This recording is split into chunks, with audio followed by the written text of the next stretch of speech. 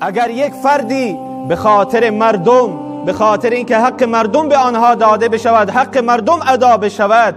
از پست و مقام چشم پوشی بکند، از ریاست چشم پوشی بکند و بگوید که من حق مردم را میخواهم، من به خاطر مردم ثروت را ترک میکنم، به خاطر مردم پست و مقام را ترک میکنم، به خاطر مردم ثروت را نمیخواهم، مقام را نمیخواهم، تمام شبکه ها از آن فرد یاد میکنند و میگویند ببینید که این فرد چقدر مردم را دوست دارد، چقدر دارد برای مردم تلاش میکند، چقدر به دنبال حق مردم است، چقدر به دنبال عدالت است. اما ای کسانی که شما این کار را میکنید، آیا اینها بیشتر حق مردم را ادا کردند یا پیامبر صلی الله علیه و سلم زمانی که میخواست حق یتیمان را، حق بیوه ها را، حق دخترانی که زنده به گور میشوند، کسانی که قتل و غارت میکردند، راه مردم را میبستند، میخواستند که انسانیت را به مردم یاد بدهد،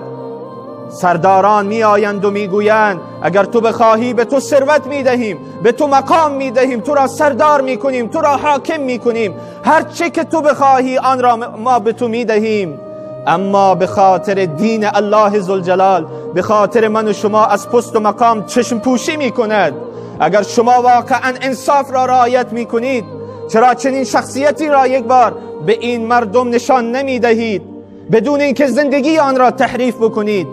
اگر ما توی شبکه‌های اجتماعی در جای نگاه می‌کنیم یک فردی به یک حیوانی، مثلا به یک گربه‌ای، به یک گنجشکی آبی می‌دهد، غذایی می‌دهد، همه دارند روش مانور میرن، نشان می‌دهند، میگویند نگاه بکنید که این انسان چقدر رحم می‌کند بر این مخلوق، بر این مخلوق الله رحم می‌کند. اما آن شخصیتی که در مورد این همین حیوانات میگوید بر اینها بار پیش از اندازه نبرید، اینها را روی صورت نزنید، اینها را محکم با چیزی نزنید، لونه مورچه را آتش نزنید، گنجشک را نگیرید که مادرش اذیت بشود، اگر شما میآید گوسفندی را ذبح میکنید چاقو رو برنده بکنید، زجر کشش نکنید. این چنین شخصیتی که دارد چنان بشریت را میسازد و بهترین الگوی جامعه هست، آنها را شما به خاطر یک خوبی نشان میدهید، به خاطر یک خوبی که با یک چیزی میکند نشان میدهید. آیا این انصاف است که شخصیت محمد رسول الله صلی الله علیه و سلم را که سر تا سر زندگی او با همه مخلوقات الله بود و مهربانی میکرد، چقدر آن را نشان داده اید؟ اگر شما الگو معرفی میکنید، اگر شما دلسوز ما هستید، دلسوز فرزندان ما هستید، چرا آن را نشان نمی دهید؟